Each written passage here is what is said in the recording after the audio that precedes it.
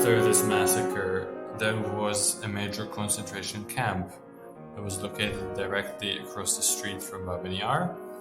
And the laborers of this camp, in the end of German occupation, were ordered to go to Babyn Yar, dig up all these human remains and burn them.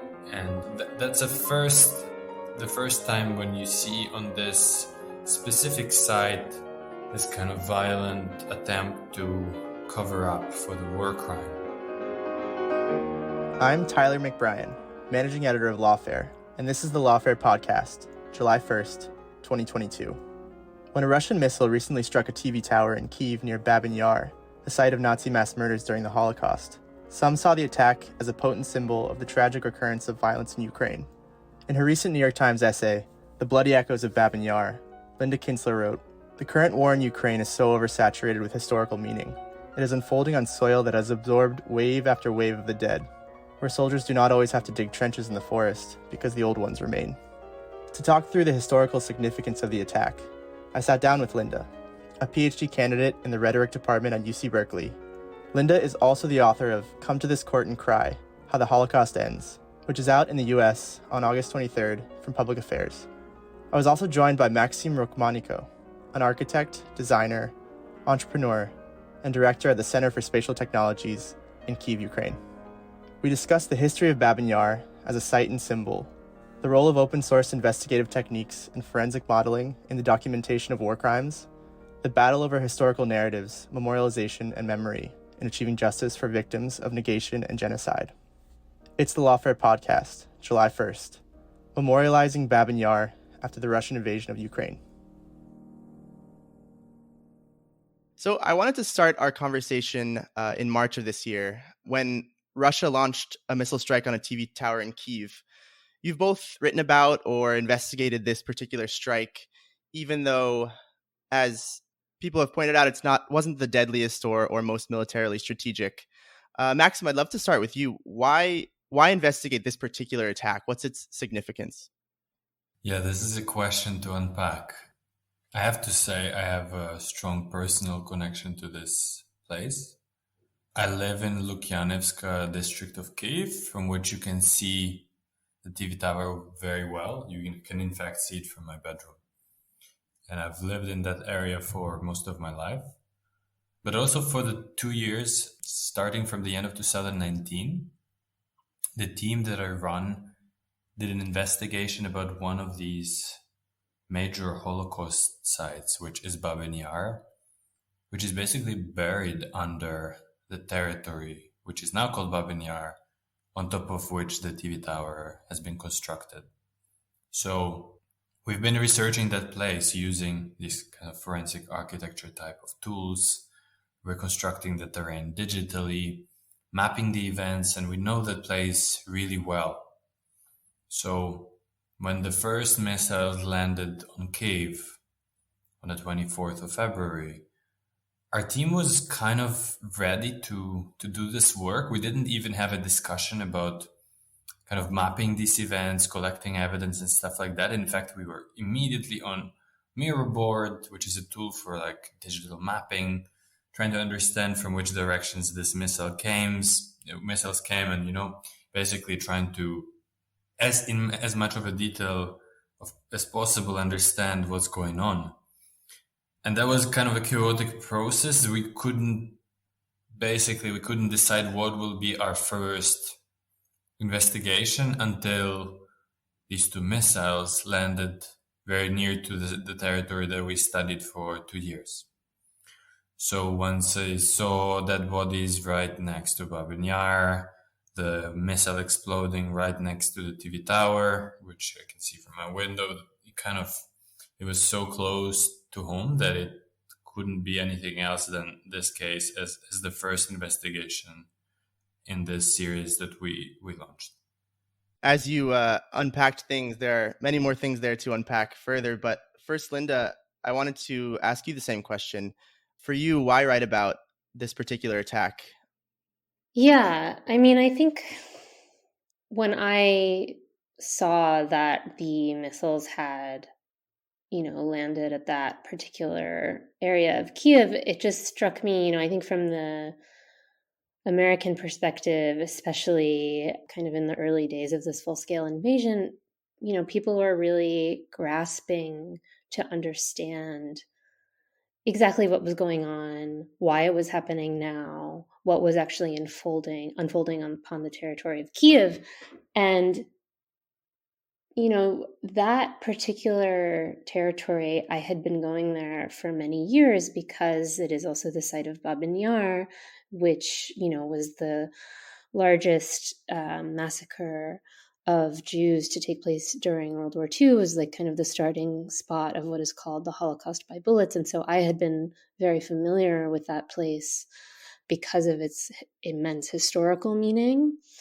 And I had been speaking to a lot of colleagues and friends as the kind of war was unleashed, trying to explain the full gravity and perversity of the logic behind it. And, when I saw that strike upon Babyn Yar, I thought, well, this is exposing everything that is being lost in real time in Ukraine, not just, it's the site that carries so much meaning for contemporary Ukraine, for contemporary Europe, for how we think about, I don't know, European life in the present, and also its relation to the past, and in the way that this war is being framed unjustly as this kind of, attempt, as Vladimir Putin said, to denazify Ukraine. It just seemed to me to be this most ironic, most perverse, most kind of straightforward illustration of the ways that history can be manipulated in the present. And so that's why I thought it was most important to kind of focus on this one strike, at least to begin to explain what's happening. Absolutely. Linda, you began to sort of set the scene, I think, for some of our listeners who may not be as familiar with Babyn Yar. Maksym, what does Babyn Yar mean to you as you understand it as a site and a symbol for Ukraine? And maybe also, when did you first learn about the site, if you can remember, and what's your sort of personal connection to it? Right. That's an interesting question. I have to say, I probably won't be able to remember the first time I heard about it, just because, as I said, I live so close to it. So since early days, you hear about Babyn Yar and you know what it is. One issue that we were working with is the lack of specificity in that knowledge and in a collective knowledge, because, as I said, that site is buried under the layers of kind of Soviet terraforming. The site now doesn't look anything like it was in 1940s. And the work that we were doing was kind of partly directed towards reconstructing that place and understanding how exactly it was. But I can respond to what it generally means to many people. And, like Babyn Yar is the site of, it's one of the most important events in the history of the Holocaust. As Linda said, it's the biggest at its time massacre where each person was killed by a bullet.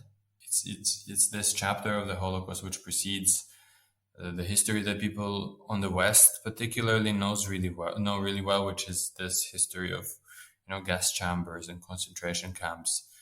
But it's a really important chapter in the way they were prototyping these technologies of violence. Only in the course of 2 days in September, 29th and 30th of September 1941, there's over 33,000 Jews who are killed at this site. And that particular massacre is very well documented. We know a lot about it. We have a lot of witness testimonies from all sides. We have images. So we understand that particular event really well. Babyn Yar is also a site of murder of many other people than Jews. So it was the site that Germans systematically used to bring people, either already dead people or people who were shot. And it's a vast territory. It's a vast landscape of ravines that spur through the landscape and kind of continue towards the Dnieper River. And more or less all of this territory was in one or another way weaponized as this site, as this mass grave. So yes, that's the meaning of this site for, again, if you read Wikipedia pages and historic research. I have to say that for me personally, it was something a bit more like a project, because we were involved so much into this endeavor to memorialize Babyn Yar, which is something that arguably has not been properly done even before this war started. So we worked on the commission of Babyn Yar Holocaust Memorial Center, which is again this endeavor, along with groups of historians and other endeavors to memorialize this site. And our work particularly was directed towards spatial awareness of how exactly this place looked before. Before of our work, there were many theories about where the mass shooting took place. There were controversies. One of the major historians of this event kind of had an alternative theory of where this place was. So we basically did reconstruction of the territory in order to understand where exactly these mass shootings happened, and to better understand this place. Yeah, and if I can just add that, something to understand about Babyn Yar is that it's this place that is completely saturated with historical meaning, with contemporary resonance. And as Maksym was describing, it's this place that's been erased and destroyed and built upon many, many times. And there were previous memorial efforts, and every time a new memorial went up, it reflected something about the state that Ukraine was in at the time. Whether you look at the kind of gargantuan Soviet memorial that is erected there, and is still to this day what a lot of people think of when they visualize Babyn Yar, or if you look at the smaller memorials that were erected on the site after the fall of the Soviet Union, it's this eerie place that is now, a kind of placid recreational park with apartment buildings on either side and a metro station deep underground, which of course was used as a bomb shelter after February 25th. And so it's this place that you can't escape the meaning, but it's also it's a place that is full of contemporary life. And it's a place where you can observe how Ukraine has evolved in narrativizing its own history and thinking through what it is to be a nation. Yeah, that's really interesting. And I think one thing, Linda, that's really struck me about reading your reporting and your writing about Babyn Yar is your use of the word negation, and also your reference to the poem No Monuments Stand Over Babyn Yar. So I was wondering if you could speak to maybe that apparent contradiction there, that it's a place that has been memorialized many times, and yet there is still a negation of what happened, or cover up. If you could speak to some of that negation, first by the Nazis themselves and then by the Soviets, and maybe its continuation today. Yeah. I mean, I think, first of all, the idea of thinking about genocide as a crime of negation is one that has been espoused by many scholars.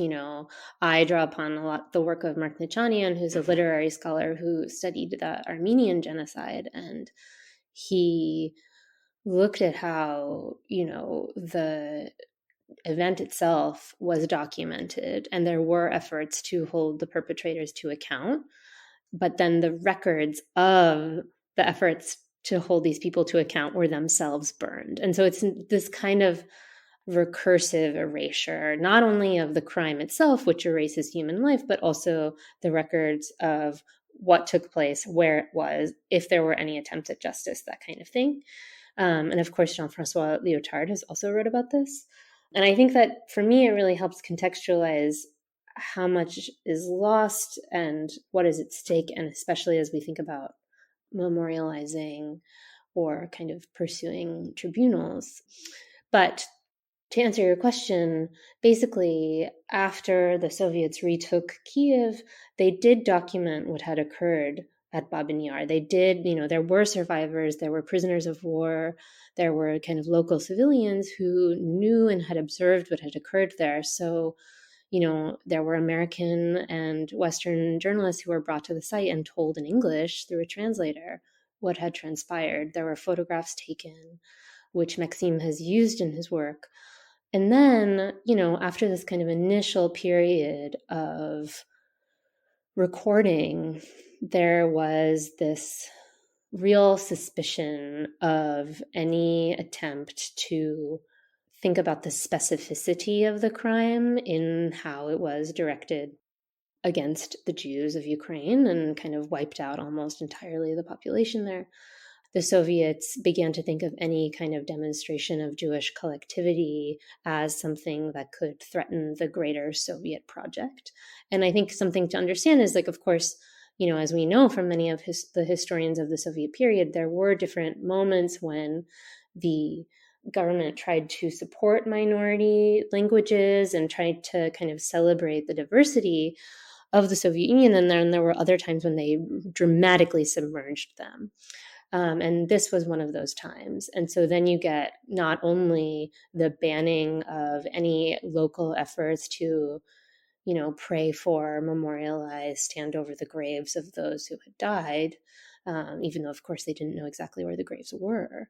But you also have the physical destruction of the site.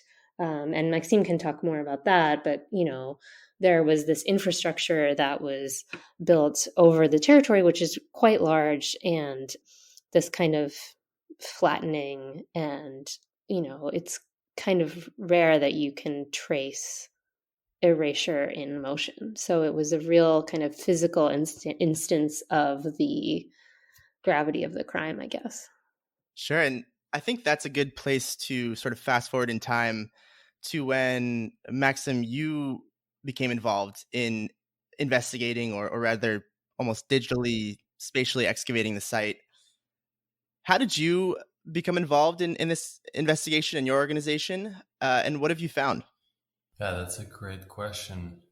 We were basically commissioned by BYHMC, Babyn Yar Holocaust Memorial Center, to 3D model the terrain of Babyn Yar first in this very kind of simple, almost technical operation, where you have very old topographic maps from the beginning of the century. And by digitizing them and by doing certain manipulations to them, you would get a 3D terrain. And since that small commission, every step of our work added new dimension to this model. So first, we just had a 3D dimension, the model of the site as it was in 1924. Then we added a bit more details to see how this terrain was changing. Then we started to find photographs from this place and searching for these distinguishing elements of the terrain that we could pinpoint on photographs. And that really helped us to understand this terrain better and to understand where these events took place. We also worked with early images, which reveal a lot about this territory and how it was used. Then we also did this kind of extra layer of research where we collected all witness testimonies about Babyn Yar, and we processed them in a way where we basically were able to spot locations in what people mention and to connect them to specific key spots, such that if you would, let's say, look up an undressing spot, you would hear all of the story of all the witnesses about what exactly happened at this location.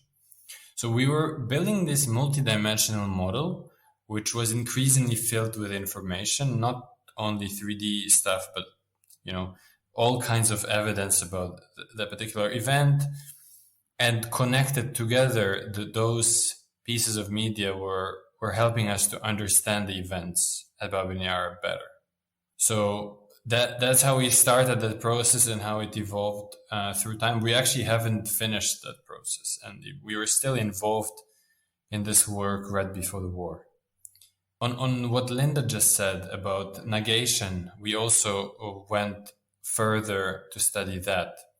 So after this massacre, there was a major concentration camp that was located directly across the street from Babyn Yar. It had both male and female sections, and the laborers of this camp in the end of German occupation of Kyiv were ordered to go to Babyn Yar, dig up all these human remains and burn them, which is an extremely laborious operation that took over a month. And there's again a lot of evidence about that. So that's the first time when you see on this specific site this kind of violent attempt to cover up for the war crime. And indeed, as Linda said, we know that directly after the war, there were journalists, there was an attempt to investigate this. There was a treatment of this site in the beginning, arguably, which the site deserves, because there was also a design competition for the memorial directly. And it wasn't immediately that Soviet Union decided that this is an inconvenient story for them to address these national kinds of questions that arose here. And yeah, then basically the last chapter of our research was focused on this shift towards this idea that actually this story is not very kind of positive. The city needs to grow, and these ravines are on the way of the city growth. This is kind of the language that the witnesses that we interviewed or read their testimonies said. And that chapter is basically about this whole territory being terraformed with kind of building these soil dams and filling the ravines with liquid soil, which came as a byproduct of a brick factory nearby.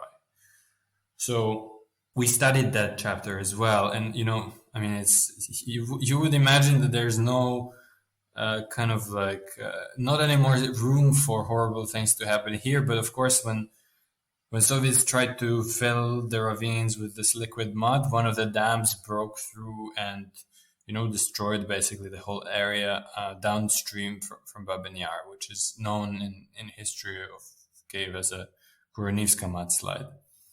So this story, in these 3 chapters of the events of the occupation themselves, the concentration camps, and the attempt to cover up for the war crimes, and the erasure of Babyn Yar, those 3 chapters were the main kinds of territories where we conducted our research. And Linda, correct me if I'm wrong, but around this time, I believe you began reporting on the efforts to build a memorial and to memorialize the site. How did you become involved in, or interested in rather, Babyn Yar, and maybe how did you first interact with Maksym and his work? Yeah, well, I don't remember the first time that I went to Babyn Yar. It must have been like 2014, about when I kind of first started going to Ukraine more regularly. But I had also always known about the site. My mother's family is from Ukraine, and so I always knew that we had lost some members of the family there. And so, first I wanted to go see it just because it was part of this family history. And then I started getting interested in what was going on there right now, particularly in this kind of post-Maidan movement. There were, in the beginning of the BYHMC, where they were really thinking seriously about what should be there, how it should be honored, and also how it should coexist with the life that has, had sprung up around it, in part because of what the Soviets had built there, right? So every time you go to Babyn Yar, you walk right by the TV tower, you walk right by the TV station, which is where journalists were actively working, and it was kind of part of the fabric of the city. And so that's how I kind of started getting interested in how you think through this history in this new chapter for Ukraine, where it was trying to become what it is now, which is a candidate member of the European Union, and what that would mean for its relation to its own history.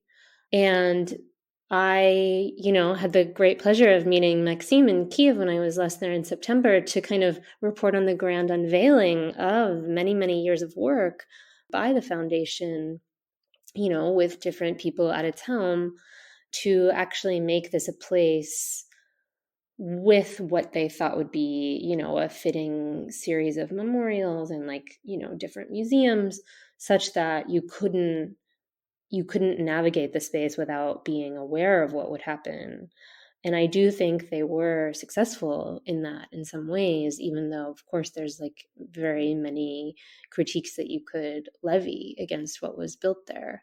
I think one of the things that's interesting about Babyn Yar is, and why that poem by Evgeny Yevtushenko keeps coming up, right? No monument stands over Babyn Yar, is because it kind of has remained somehow correct in different ways in the many decades since it was written. When it was released first, of course, it was banned. And then as more memorials came up, each memorial was dedicated to a different group of people, and it didn't unify the crimes that had occurred there or really contextualize them. And I think that's what Maksym was helping to work on in thinking through, okay, first we need to ensure that people understand what happened there. And I think, part of what's interesting if you think about this war is that so much is unknown, and it takes so many decades because there are these crimes of negation that deliberately try to obstruct truth. And so Maksym's work is kind of an effort to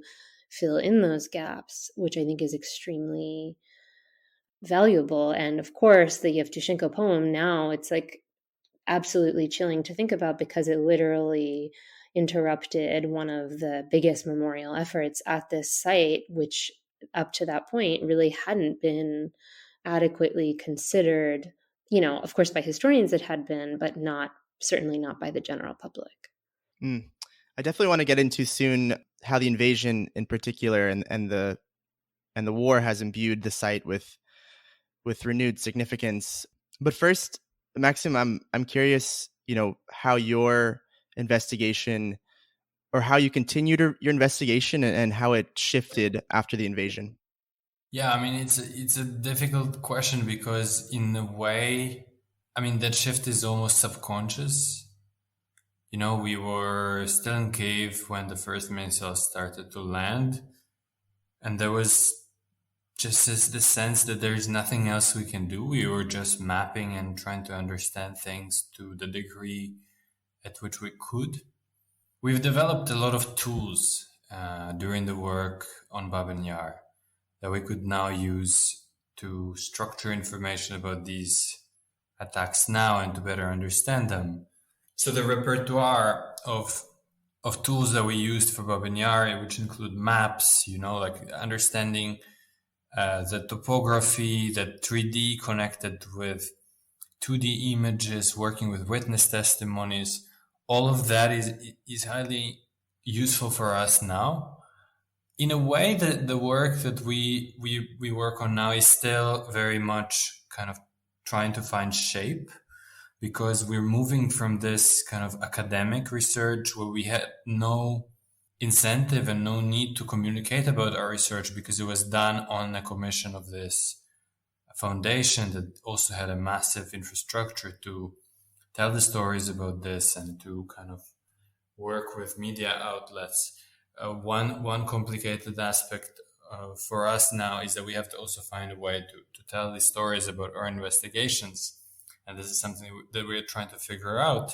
But on the other hand, the very nature of the work and the type of research that we do, which looks at this very specific locations and basically kind of through them tries to see the history of that place and the entanglement of forces that actually historically oftentimes explain the war now, and then those investigations fast forward to this very small fragment of time when a missile lands to this site or it destroys a building, and that specific moment we also try to analyze it in as high of resolution as possible. So identifying weapons, trying to understand who was in that site before the explosion, trying to understand what time that attack took place, and so on.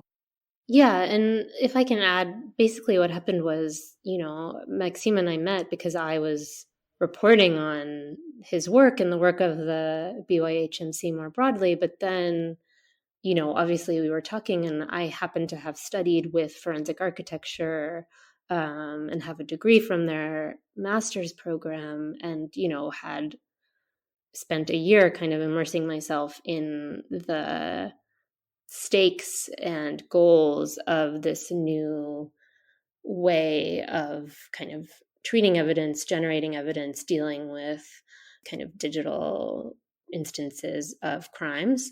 And FA, forensic architecture, does produce these kind of really robust investigations, which are all available on their website, and then works to submit them to courts for evidence. And so I had gone from there and then really started to think about, okay, standards of proof that are used in international criminal proceedings, both historically and in the present. And so once this kind of invasion became what it is now, that's when we kind of revisited this question of the missile strike and started kind of thinking through, okay, how do you present it now that everything has changed? Yeah, I mean, I probably should have mentioned FA stuff before, but I mean it's important to say that the tools that we used for Babyn Yar investigation was in a big way informed by the work of forensic architecture, and I've kind of always been aware of their work, and I've met many of their collaborators.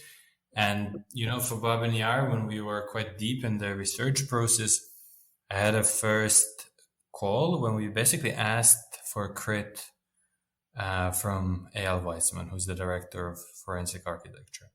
So we knew each other through the Babyn Yar research that we did. And I think Eyal was quite happy to see tools of forensic architecture kind of modified and kind of supplied with some kind of weirder touch from our side, and also applied to historic material, applied also in a completely different, unexpected geography for them. So, I mean, it was fun, I guess, for them to see that someone in Ukraine is taking up their tools and working on Babyn Yar with this. But then, of course, when the first missiles landed in Kyiv, and we were actually evacuating from Kyiv on the 25th of February, and that is the moment where I got a text message from Eyal, who was asking if there's anything, and if there's any help that we would need. And from that quick call, we basically, kind of step by step established a collaboration that is a framework in which we do these investigations now as well. So the work on these sites that we look at in quite a lot of detail is done in collaboration with forensic architecture, and they also kindly host us in their office here in Berlin. So I understand that you just released your first sort of inaugural investigation in this collaboration. Could you tell me a bit about what's next with this collaboration? What future investigations you have planned, and then perhaps a bit about what your goal is with this. Is it collecting evidence for war crimes tribunals, or is it something farther reaching or longer term? I mean, as I said, the work is somehow still developing, and we're kind of modifying the results of these investigations as soon as we publish them. There are some things that we want to add and so on. There are three major directions that we are focusing on right now. The first one being something that we already published about, which is the Kyiv TV tower strike. But we also want to look a bit deeper into the general nature of war over telecommunication networks. And this is something that seems quite important for the war, both in a military sense and in the sense of how people perceive these events. So this thread of trying to understand the war through these bombings of TV towers, communication networks, and even, things like in Mariupol, bringing these massive cars with screens that basically report Russian national TV. Things like that, they all come in this thread about kind of this specific manifestation of information war, which has to do with the infrastructure through which these news are circulating. The second case that we are looking at is Mariupol theater. And that is the most kind of typical for forensic architecture investigation, where there is one major war crime, which seems to be so outrageous, and it seems like it's clear what happened there, but there's still a lot of work necessary to disprove the claims that Russia have about what exactly happened, and to tell what exactly happened on that site, how exactly the theater was exploded, who was there, how many people, how were they hoping to get evacuated, and so on. So the story about Mariupol theater, and it's kind of basically that is the other topics that we are investigating right now. The third topic that we are currently looking at has to do with this whole conversation about the wheat crisis and the breakage of supply chains of export of Ukrainian wheat. That also echoes and covers many different pains that Ukrainians had over centuries. It kind of very strongly echoes the famines that were orchestrated by Soviet Union in the 1930s.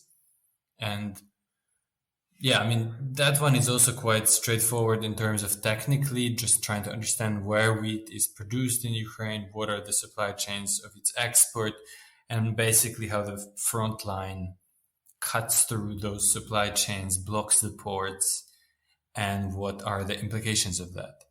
So these three research kind of directions that we are now working on, each of them has a twofold aim.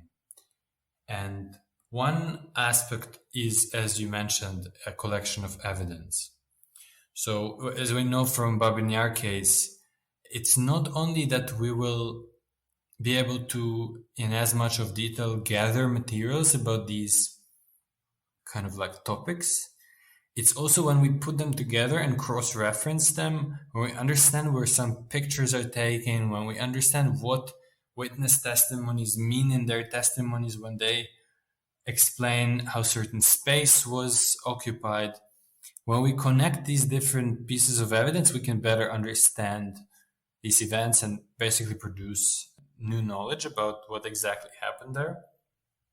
But other than using these materials in judiciary procedures, we also hope to just generally be able to communicate more about what exactly happens in Ukraine.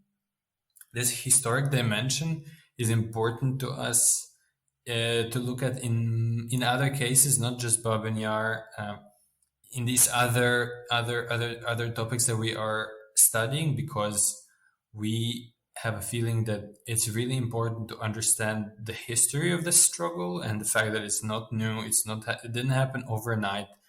These imperial forces basically can be recognized centuries. If you look at each of these locations, irrespectively whether that is Kyiv, Mariupol, or Mykolaiv, where the infrastructure for wheat storage was bombed also quite recently. So that is more or less the aim, the twofold aim, and the three directions that we're currently working on. As we near the end of our conversation, Linda, I'm curious, as someone who's thought deeply about memory and negation, memorialization, how have your thoughts on these themes changed through your reporting on the Babyn Yar Holocaust Memorial Center, now through the invasion, and working with or reporting on Maksym's investigations, rather, in general? Yeah, I think that's a hard question to answer right now, as everything is still ongoing. But, I think what Maksym was saying really illustrates how there are so many things that you can discover through the kind of forensic methodology, right? There are so many things that are occluded that can be revealed. There are negations that you can attempt to reduce or fill in, but of course there's a limit, right? And so I'm always really concerned with thinking about how much we should or could be relying on these methods and when they might lead us astray. And yeah, I mean, I think it's interesting to see right now because even as, cities in Ukraine are still being destroyed, people are still dying, and we don't know when this will end or kind of, obviously what the scale of destruction will be, that we still have this kind of desire to think about what the memorials will look like. How will we rebuild? What should we rebuild? And I think that what Maksym's work can illustrate is, the networks that enabled this to happen, and this kind of, I think one of the ways it can be most impactful is that, it kind of brings this deep history to the fore. And one of the challenges, if you're working in this space, is of course we all want to have hope that there will be justice, that there will be tribunals, that there will be trials that will bring people to account. We're already seeing that the Ukrainian prosecutors are commencing their own proceedings, as of course are Russian authorities, right? And you need to think about, first of all, okay, those proceedings will be limited in scope. We're unlikely to see, this kind of grand tribunal, although of course there are, hopes and dreams for that.